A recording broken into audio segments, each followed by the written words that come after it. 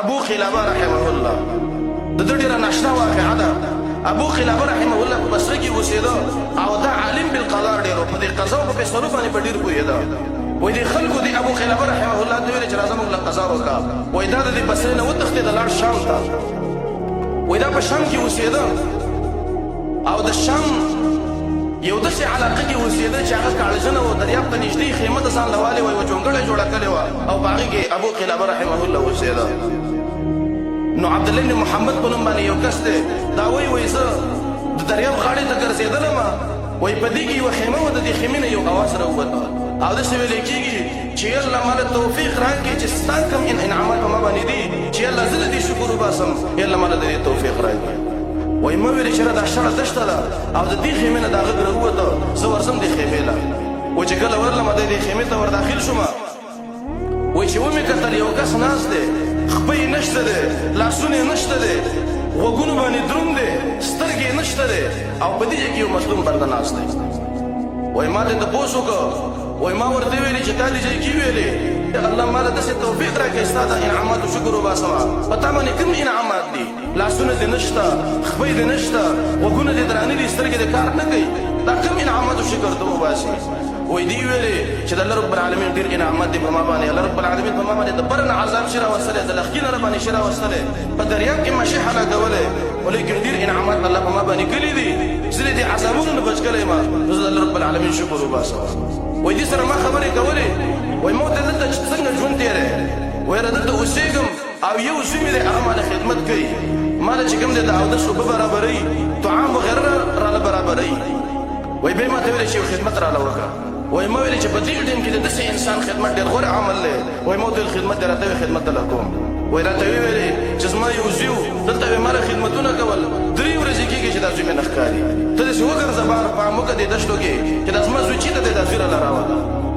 دا وایي زه راووتلم او دغه دشتو کې ګرځېدلم او د دې زوی پام مې ولګو.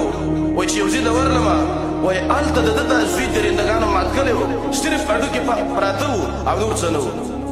وایي ما انا لله ویلې او د ځان سره مې ویلې چې یاره زه به اوس دې بزرګ او دینیک انسان لره څنګه جواب ورکوم چې یاره ستا هغه زوی وفات شوی دی، مړ دی.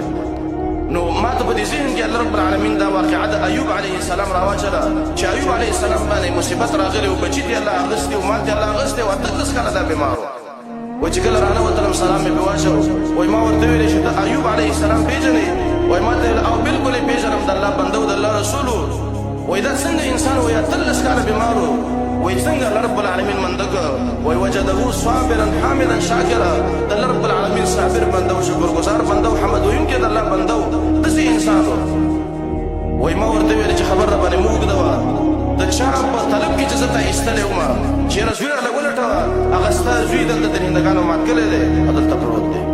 وایي دې بیا ویلې چې الحمدلله په دې ټیم کې د الله شکر وباسي، وایي حمدونه الله له دې هغه ذات دی چې زما د شانې داسې بچي نه دي پیدا کړي چې هغه د الله رب العالمین نافرمانوي او بیا الله رب العالمین په اور کې سوځي. وایي د هغې نه وروسته د جړۍ یوه چغې د خولې نه ووتله او ایسته راپرېوته او د ایسته وفات شو. وایي په دغه ټیم کې زه ورته کېناستلم، ما ژړلې، ما ویل چې داسې یو ناچاره بنده په دې ځای کې وفات شه، ما پرې څادر راوغوړو او زه ورته ناست یم. وایي په دې کې 4 کسان د دریاب په غاړه باندې راغلل. وایي چې کله رانوتل ما ته ویل څه دي؟ وایي ما ورته ویلې چې داسې یو کس دی او داسې وفات شوی دی. وایي کله ما ته ویل دا مخ یې ښکاره کړه، چې کله مې ته مخ ښکاره کړه وایي دې شروع شو دا مخ یې مله خپلو او ما ته ویل دا ته نه پېژنې؟ وایي ما ته زه دا نه پېژنم دا څوک دی؟ وایي دا یو محدث انسان دی، یو نیک انسان دی، د عبدالله بن عباس رضی الله عنهما شاګرد دی، ابو قلابه رحمه الله دا دی. وایي دې دا ښکلوو. وایي په دغه ځای کې موږ دا دفن کړ.